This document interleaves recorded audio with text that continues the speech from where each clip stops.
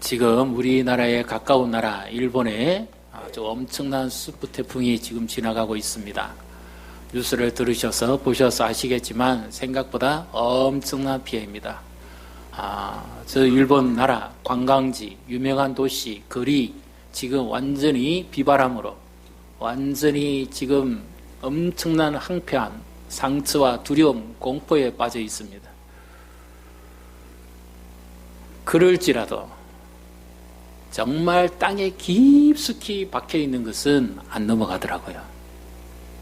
자동차도 날아가고 심지어 지붕 옥상도 벗겨져 날아가고 그다음에 벽면 이 벽돌도 떨어져 내려오고 전신주도 무너지고 나무도 뿌리째 뽑히고 완전히 지금 전쟁통입니다. 피난가라 그러지 않습니까? 1천만 명 가까이. 근데 평상시에는 그렇게 경치도 좋고 관광하기도 좋고 명소입니다.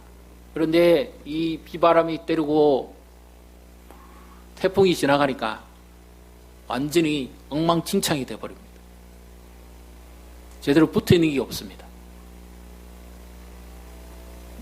예수님께서도 말씀하셨죠.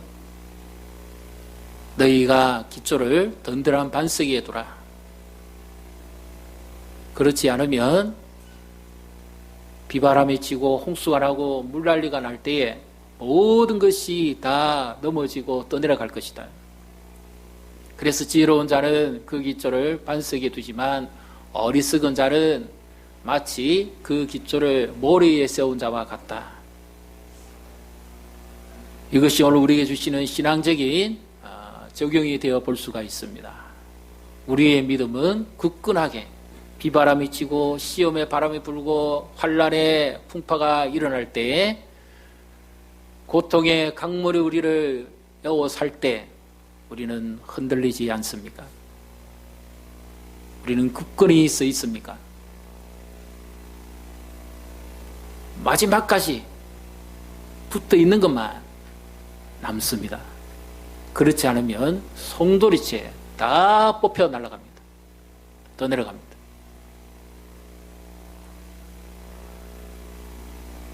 그래서 오늘도 이 예배 가운데 우리에게 만나주시고 우리와 함께 하시며 우리의 염려와 걱정을 이기게 하시고 우리의 대적자로부터 우리를 보호하시며 승리하게 하시는 주님을 만나시기를 주님의 이름으로 축복합니다.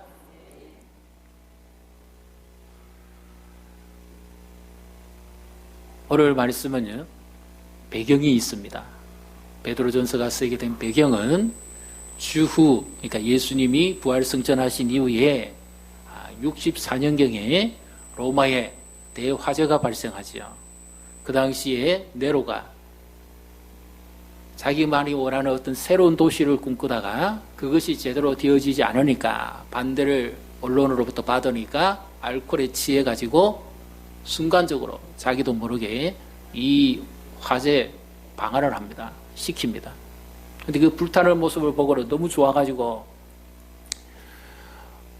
자기 욕망에 취해 있었는데 이제 이것이 너무 큰 대형 화재가 되니까 온 국민이 반발하고 언론에서도 이 네로를 심지어 공격을 합니다. 그래서 피할 길이 없다 보니까 네로가 마지막으로 꾸며낸 계책이 제일 그 당시에 인기 없는 비주류 집단입니다. 흩어져 있는 그리스도인데 베드로전서 1장 1절에 보면 흩어져 있는 형제들에게 전한다. 그렇게 말씀하고 있죠. 그들이 이 방화범의 주범이다. 그래서 그들을 잡아들이라.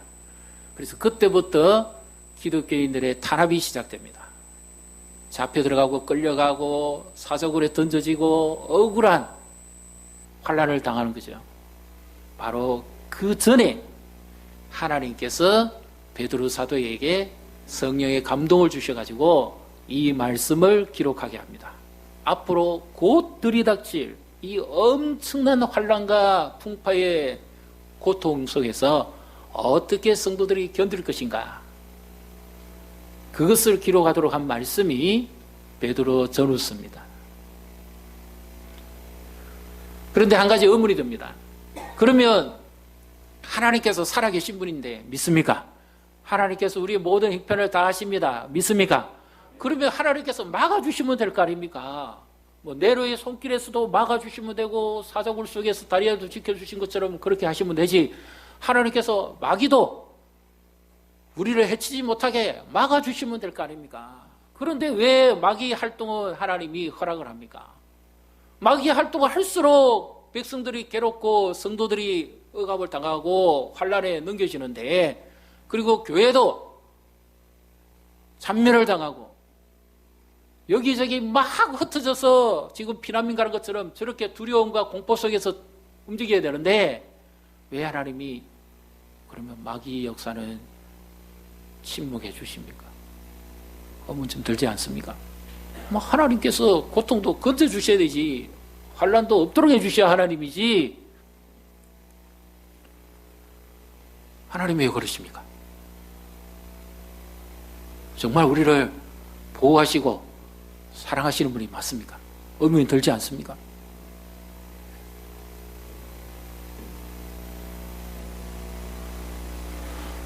우리 인생을 살아가면서 염려가 많습니다.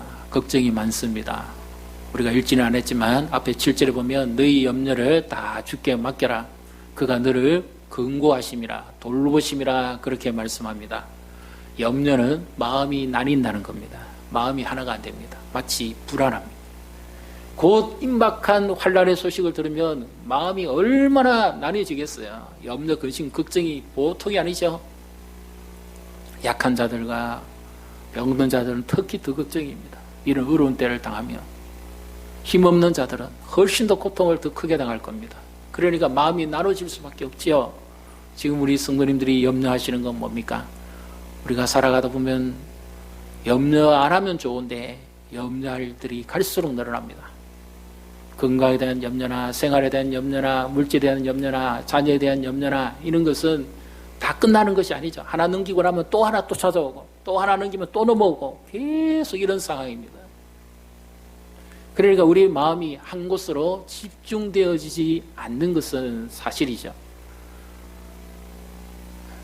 그래서 이럴 때 우리의 믿음을 굳건하게 해야 됩니다.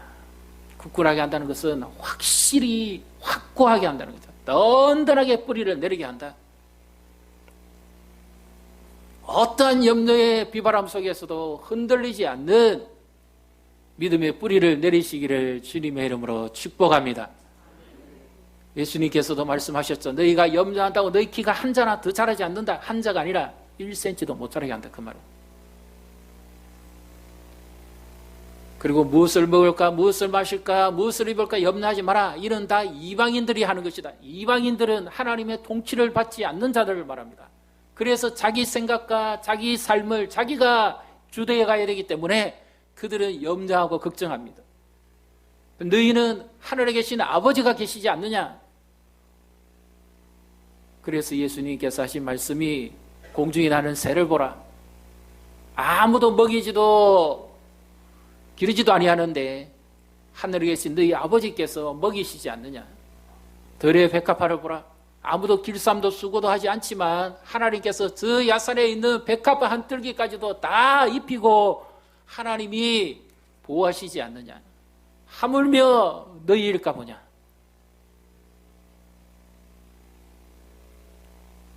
그래서 우리의 믿음을 굳건히 하는 것이 염려를 이기는 겁니다. 마음을 나누는 것. 이것이 염려하는 행위입니다. 지금 여러분은 염려라고 그러니까 그럼 어느 쪽에 지금 마음이 나눠져 있습니까? 어떤 일로 인해서 마음이 나눠져 있습니까? 내 마음이 한 곳으로 집중되지 못하게 하는 일이나 어떤 대상이나 아니면 어떤 형편에 의해서 지금 내가 마음이 안정이 안 되고 마음이 막 나뉘집니다. 조급해집니다. 불안합니다. 미래적인 것으로 생각해 봤을 때도 그렇습니다. 그래서 이 염려가 더 지나치게 내 마음을 주장하기 시작하면 정신분열이 옵니다. 그래서 하나님은 자비로우신 분입니다. 너희를 돌보신다. 너희 마음을 아시고 생각을 살피시는 분인 줄 믿으시기를 바랍니다. 그래서 아무것도 염려하지 말고 오직 기도와 감사함으로 너희 구할 것을 하나님 아버지께 아뢰라. 그리하시면 모든 지각에 우리의 생각과 감정과 모든 인격에 지배하시고 인도해 가시는 그 하나님께서 너희 마음과 생각을 지키실 것이다. 염려하지 않게 하실 것이다. 믿습니까? 그래서 믿음을 굳건히 하셔야 염려를 이길 수가 있습니다. 내가 지금 염려하고 있는지 믿음을 굳건히 하고 있는지 한번 보십시오. 내가 어떤 일에 염려하고 있다면 지나치게 극도로 긴장하고 극도로 불안해하고 극도로 염려하고 극도로 흔들리고 있는 부분이 어떤 부분입니까?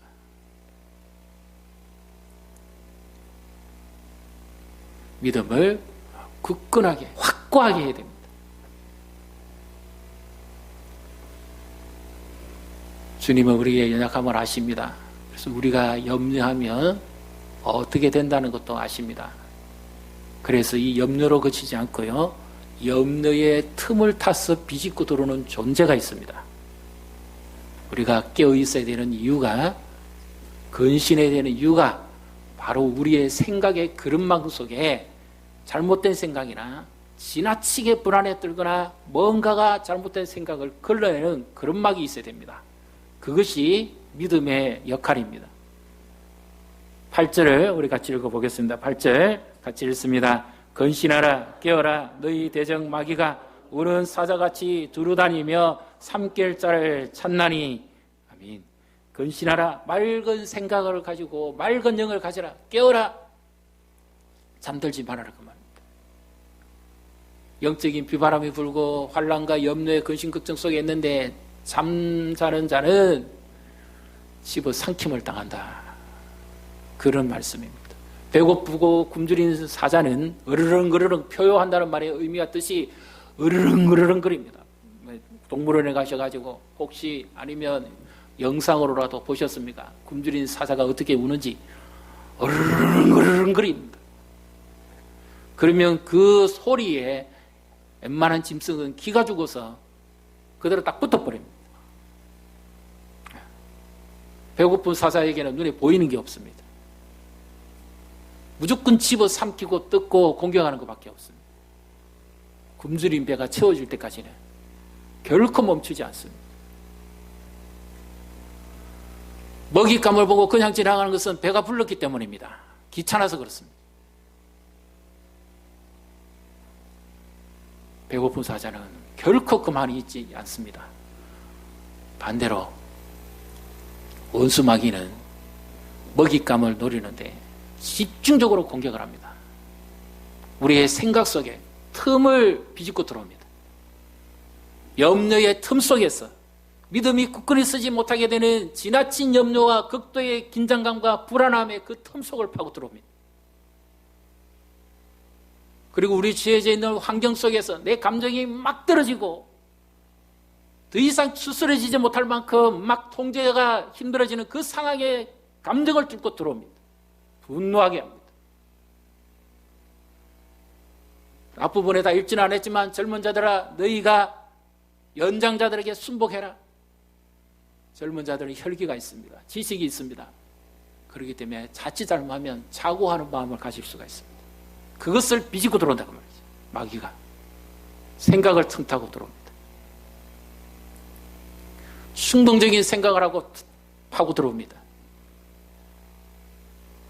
그래서 우리 이성을 마비시킵니다. 요즘은 시청각 시대이지 않습니까? 우리가 보는 것, 듣는 것, 그 속에서 믿음의 그릇막으로 걸러내지 아니하면 그 제약의 찢기가 생각이 우리의 영혼에 착상되기 시작합니다.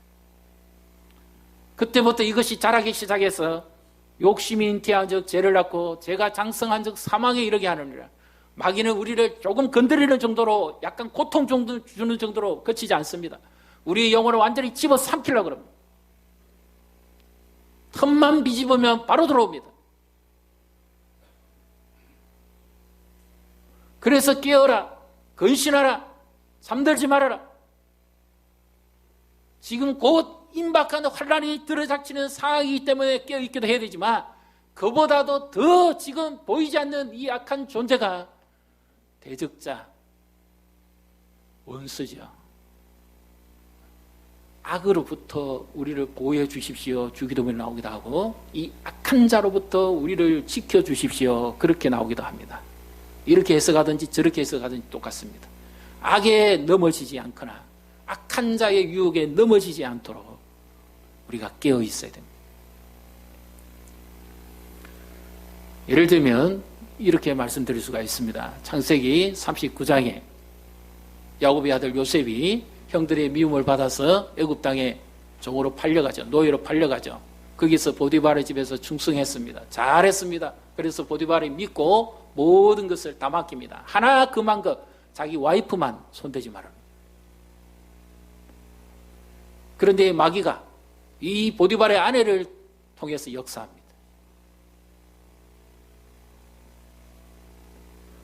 보디발이 어디 출정을 갔는지 어디로 출타했는지 모르는 그 순간에 이 보디발의 아내가 요셉을 유혹하기 시작합니다. 다른 문헌에 보면 요셉은 17세니까 굉장히 정열적이고 매력있게 생겼습니다. 그래서 먹잇감을 잡은 거죠. 집어 삼키려고 합니다, 이제. 그래서 요셉에게 달리면서 나와 상관을 하자. 그렇게 하지요. 그때 요셉이 어떻게 합니까? 뿌리치면서 그 옷을 벗기고 도망갑니다. 자, 여기가 요셉이 도망가면서 그의 믿음의 정절을 지키는 것이 뭡니까? 하나님 앞에서 내가 어떻게 덕지하겠느냐? 요셉이 붙잡은 것이 뭡니까? 하나님이고 하나님의 말씀을 붙잡았습니다. 그 순간에 우리가 마귀의 유혹을 어떻게 이기고 우리의 생각 속에 틈타오는 마귀를 어떻게 대적할 수 있습니까? 하나님의 말씀을 붙잡고 하나님을 의지할 때 이길 수 있다는 사실을 바랍니다. 그런데 만약에 요셉이 반대로 한번 생각해 보십시오. 반대로 요셉이 그 유혹에 넘어갔습니다. 생각이 틈탔고 행동이 틈탔고 열매를 맺었어요. 제 대가를 지불했어요. 어떻게 될까요? 실컷 놀이감 되다가 시도 새도 모르게 죽습니다. 죄는 대가를 지불합니다. 첫째가 수치요 부끄러움을 얻게 합니다. 그리고 자기 영혼이 망가지게 합니다. 자기 인격이 파괴되게 만듭니다. 그리고 마지막으로는 하나님을 떠나게 만듭니다. 멸망하게 만듭니다. 염려의 지나친 걱정 속에서 우리가 살아가면서 예기치 않은 어려움과 시험을 당할 수가 있습니다. 마치 하나님을 원망하고 싶을 만큼 그럴 때가 있습니다. 그 생각 틈을 차고 들어오는 겁니다. 봐라, 네가 믿는 하나님, 네가 이렇게 어렵고 공고한데 널 도와주시냐? 너는 하나님께 속은 거다. 이런 생각 하나하나가 우리의 영혼을 병들게 합니다. 이 생각의 그릇막을 갈라내야 돼요. 예수님께서 40일 동안 강야에서 기도하시고 굶주려 있었을 때 사단이 찾아와서 유혹하셔. 네가 하나님의 아들이라면서, 네가 전능자라면서, 그러면 왜 배고프게 그렇게 굶주리고 있니? 이 돌들을 떡대기가 되게 해서 먹게 해라. 그러면 네 배가 부를 거 아니냐? 그러면 많은 사람들이 돌을 떡대기가 되게 먹게 한 전능자니까 얼마나 많은 사람들이 네게 와서 추종하겠느냐? 그렇게 해라. 예수님이 할 수 있는 능력이 없어서 안 하십니까? 우리의 죄를 구속하시기 위해서, 우리와 같은 고난을 받으시기 위해서 겪어야 될 훈련이시기 때문에 예수님이 안 하신 것이죠. 굶주리고 아프고 고난당하고 매맞고 하신 것은 다 우리를 구원하시기 위한 예수님의 삶이었지요. 근데 마귀가 그걸 노린 겁니다. 네가 하나님의 아들인데 바보같이 왜 굶고 있어? 그때 예수님께서 이 마귀의 유혹을 어떻게 이깁니까? 한번 따라해 보시겠어요? 기록되었으되 사람이 떡으로만 살 것이 아니라 하나님의 입에서 나오는 모든 말씀으로 살 것이니라 하셨느니라. 아멘. 우리는 짐승이 아닙니다. 배고프면 배만 채우면 만족하는 그런 짐승이 아닙니다. 하나님 우리를 인격체로 지었습니다. 우리에게 영혼이 있습니다. 하나님의 영이 있고 예수의 생명이 우리에게 있습니다.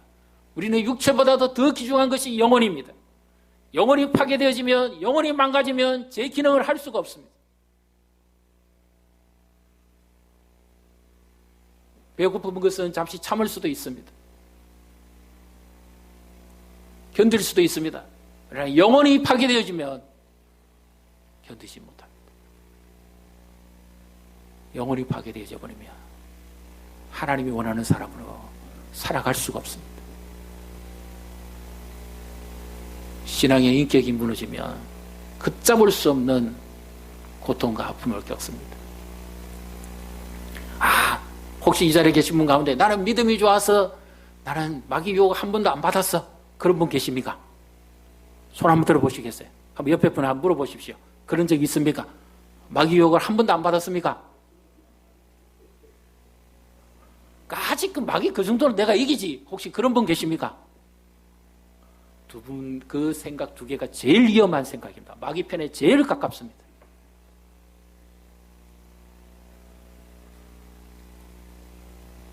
그러면 이제 한번 점검해 보십시오. 우리 신앙의 기준을 알아야 됩니다. 아무리 내가 피곤하고 힘들어도 나는 하나님의 말씀을 읽고 있습니까? 정기적으로 시간을 내서 하나님의 말씀을 읽고 계십니까? 평삼 주어라 그래서 평일날 석장, 주일날 5장 하면 성경 일독을 할 수 있습니다.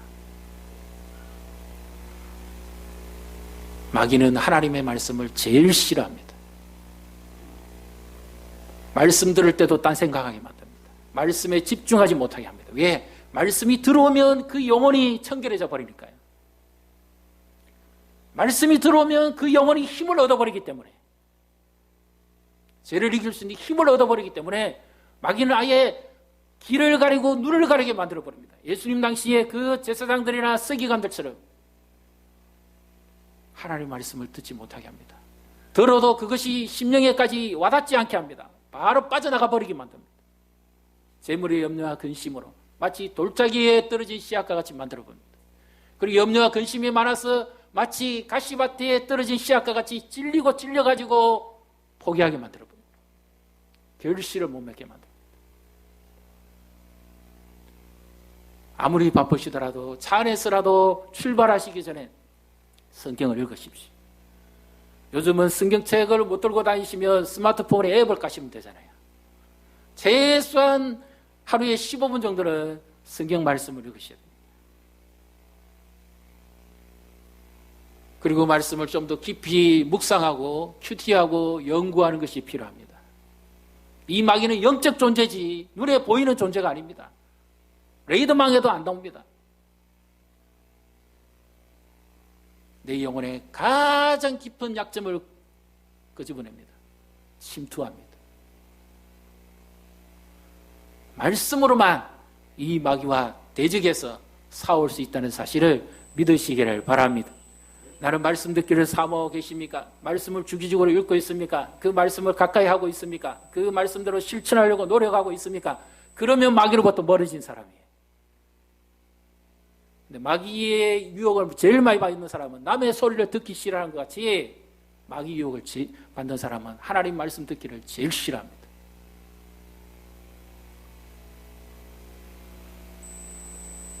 하나님으로부터 가급적이면 더 멀어집니다. 그것이 마귀 유혹받는 사람의 특징입니다. 그리고 또 하나의 위험은 마귀가 그렇게 무서운 존재 같으면 어떻게 사냐 하면서 모든 것을 다 마귀 역사라고 마귀 추종자입니다. 그 사람은 하나님 믿는 사람이 아니에요. 하나님 능력을 의지하고 사는 사람이 아닙니다. 마귀를 마치 절대자의 자리에 얹혀가지고 모든 일의 역사가 마귀가 하는 것처럼 그렇게 생각하는 사람입니다.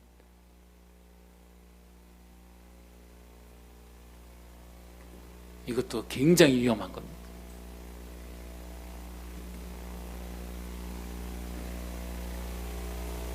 그래서 우리는 전능하신 하나님만, 그 하나님의 말씀에 의지하고 살아갈 때만이 우리의 믿음이 굳건히 서게 된다는 사실을 믿으시기를 바랍니다.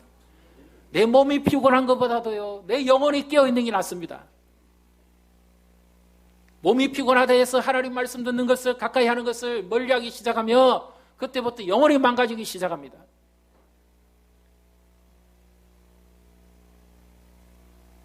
마귀가 한번 틈타고 들어오면 우리 힘으로 물리칠 방법이 없습니다.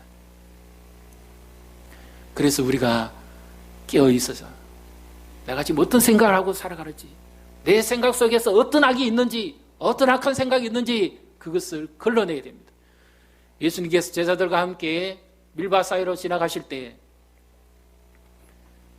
제자들이 배가 고파서 손을 씻지 아니하고 이렇게 해서 그 음식을 먹었습니다. 그때 바리새인과 서기관들이 책을 잡습니다. 왜 제자들이 손도 안 씻는 불결한 손으로 음식을 먹게 하느냐? 그러면서 예수님을 책잡지요. 그때 예수님께서 하신 말씀을 기억하십니까? 사람이 입으로 먹고 들어가는 것이 더러운 것이 아니라 사람 속에 있는 것이 사람을 더럽게 한다. 먹는 것은 뒤로 나가면 되지만 사람 속에 있는 것은 악한 생각, 살인, 간음, 도적질, 엄난, 탐색, 불의, 이런 죄악들이 사람을 더럽게 하는 것이지 손 씻지 않냐고 먹는 그것으로서 사람을 더럽게 하지 않는다. 마귀는 우리에게 악한 생각과 더러운 생각을 집어넣습니다. 불의한 생각을 집어넣습니다. 죄지을 생각을 집어넣습니다. 충동적인 생각을 집어넣습니다. 그것으로서 우리를 넘어뜨리는 겁니다. 이런 연약한 우리입니다. 무방비 상태입니다. 죄에 대해서는 항거할 능력이 없습니다. 그래서 예수님께서 이 땅에 오신 겁니다. 예수 그리스도의 그 능력이 아니면 우리는 다 넘어질 수밖에 없습니다. 그래서 깨어있고 정신을 차리고 믿음을 굳건히 하는 것이 바로 예수님을 붙잡는 겁니다. 말씀을 읽고 말씀을 생활해 하는 것이 예수님을 붙잡는 겁니다. 염려를 이기고 걱정을 이기는 것이 바로 예수님을 붙잡는 것입니다. 그렇게 함으로 믿음을 굳건히 할 수가 있는 것이죠. 이 영적 전쟁에 있어서 신앙생활에 있어서는 소속감이 중요합니다. 동물의 세계에도 보셨습니까? 같은 병끼리는 철저하게 보호합니다. 그런데 반대편 대적자에 대해서는 죽기 살기로 달라듭니다. 예수님이 말씀하십니다. 요한복음 14장, 15장, 16장 다락방 강화를 하실 때 제자들과 함께 성만찬을 나누시고 마지막으로 하신 말씀이 너희는 세상에 속한 자가 아니라 내게 속한 자이기 때문에 세상이 너희를 미워할 것이다. 그런데 사실은 너희를 미워하기보다 이전에 나를 먼저 미워하는 것이다. 너희가 내게 속한 자가 되었기 때문에 세상이 너희를 미워하고 멸시하고 잡아 넘기고 옥에 가두고 너희를 죽이는 데 자리까지 이르게 할 것이다. 그러나 너희는 두려워하지 마라.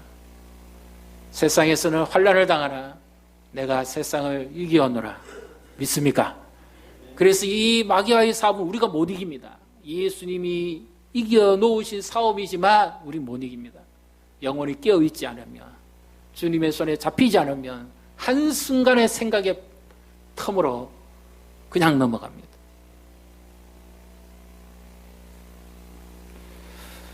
아무리 생각해봐도 이해가 안 되지요. 하나님께서 왜 이렇게 하십니까? 그러면 옛날에 아주 오래전 이야기입니다. 저 원양 어선에 해양 이 깊은 바다에 가서 이 물고기를 잡아서 싱싱한 생선을 한국까지 가지고 와서 판매하기 위해서 여러 모양의 노력을 다 해봤습니다. 시간이 너무 오래 걸리니까요. 먼 바다 갔으니까 얼음도 채워보고 싱싱함을 유지하기 위해서 별의별 방법을 다 동원해 봅니다. 그런데도 항구에 도착해 보면 거의 절반 죽었거나 절반 기절해 있거나 싱싱한 게 별로 없어요.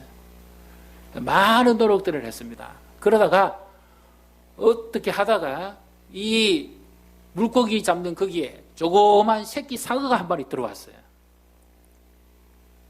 근데 그것도 모르고 같이 이제 넣어가지고 이 저장을 하면서 이렇게 보호해서 왔습니다. 그런데 보니까 그 항구에 와서 배 뚜껑을 열어보니까 물고기가 전부 다 정신없이 막 돌아다니고 움직이고 있는 거예요. 한 마리도 기절했거나 죽은 게 없습니다. 왜 그럴까요? 상어한테 잡아먹힐까 싶어서 막 정신없이 쫓아다니는 거예요. 배를 타고 오는 동안에도 계속 그 어항에서는, 수족관에서는 전쟁이 벌어지는 겁니다. 안 잡혀 먹기 위해서. 마지막까지 싱싱한 생선이 배달되는 겁니다. 우리 영혼이 건강하게 해서, 깨어있게 해서, 하나님이 마귀는 마귀대로 심판하시겠지만 우리 영혼이 온전히 예수님만 바라보고 예수님만 의지하도록 하시기 위해서 마귀가 때로는 틈을 비집고 들어옵니다. 여기서 보면 하나님의 허락이 없이는 결코 마귀는 활동하지 않습니다. 기도하는 자리에도 들어옵니다. 믿음이 좋은 사람에게도 틈탑니다. 마귀는 차별이 없습니다. 한번 물고 들어오기 시작하면 반드시 집어삼킵니다. 그래서 부끄러움을 당하게 하고 수치를 당하게 하고 끝내 넘어뜨립니다. 그래서 우리 영혼이 정결해야 됩니다. 예배 오시기 전에 기도하시고 예배 오셔서 찬양하시고 그 전에 먼저 우리 영혼이 정결하도록 기도하셔야 됩니다. 예수님의 보혈로 내 죄를 용서해 주시고 깨끗하게 해주시도록 내 영혼에 묻은 오염의 때를 예수님의 피로 씻어주시도록 내 영혼을 놓고 기도해야 됩니다. 회개가 사라졌습니다. 거룩하신 하나님 앞에 나가는데 회개가 없습니다. 요즘은 하나님 앞에 두려움과 떨림으로 나오면서 하나님, 내가 이런 죄인입니다. 누구를 책망하는 것이 아닙니다. 저 자신이 그렇습니다. 먼저 하나님 앞에 내 죄를 고백하고 내게 있는 잘못된 생각을 고백하고 이렇게 내 삶이 부족하고 하나님 보시기에 죄송스럽게 살아왔습니다 하고 철저히 고백하고 그리고 가족들의 죄도 회개해야 됩니다. 자녀들의 죄도 회개하고 믿음에 바로 서지 못한 자들을 위해서도 회개하고 예수 믿지 않는 가족을 위해서도 회개해야 됩니다. 그들이 누가 회개하겠어요? 하나님의 진노가 임하는데 마귀의 역사가 그들을 통해서 나타나는데 누가 그들의 죄를 회개하겠습니까? 믿는 내가 회개해야 됩니다. 이 나라의 민족의 죄를 누가 회개하겠습니까? 대통령이 회개하겠습니까? 국무회의를 하면서 우리 회개합시다. 정치인이 해결을 하겠습니까? 국정감사를 하면서 아무도 하지 않습니다. 이 나라의 죄를 회개할 자는 나밖에 없습니다. 하나님의 진노가 임하는데 누가 회개하겠습니까? 깨어있는 영혼이 아니고서는 회개하지 못합니다. 하나님, 내가 이렇게 죄를 지었습니다. 느헤미야서를 보십시오. 예루살렘 성이 죄 때문에 되고 불타고 없어졌을 때 그 소식을 들었을 때 느헤미야가 우리의 조상들이 하나님을 떠났습니다. 그렇게 수일 동안 울고 금식하다가 나중에는 자기와 자기의 민족이 하나님 앞에 범죄하였습니다. 회개하지요. 예수님의 피로 깨끗하게 씻게 됩니다. 그래야 마귀가 틈을 타지 않습니다. 철저하게 회개하고 돌이키는 심령에 하나님께서 자비를 베풉니다. 죄는 심판하지만 하나님은 죄인은 사랑하시기 때문입니다. 그래서 철저하게 회개합니다. 그리고 하나님, 나는 이렇게 연약한 존재입니다. 주님 믿지 않으면 나는 곧 시험에 걸려 넘어지고 또 유혹에 넘어지고 곧 죄에 걸려 자빠지고 나는 넘어질 수밖에 없고 멸망당할 수밖에 없는 죄인이지만 주님이 나를 오늘도 이렇게 사랑해 주시고 자비를 베풀어 주시니까 내가 감사합니다. 그래서 깨어서 하나님의 말씀을 붙잡고 깨어서 기도하면서 정신을 차려서 영혼이 맑아지고 하나님 앞에 나가는 겁니다. 이렇게 해야 믿음이 굳건히 설 수 있습니다. 그렇지 않으면 환난을 못 이기고 염려를 못 이기고 시험을 못 이깁니다. 다 누구나 연약한 존재입니다. 깨어 있읍시다. 옆에 보시고 기도하십시다. 믿음을 굳건하게 합시다. 소속감을 분명하게 합시다. 깨어 기도하십시오.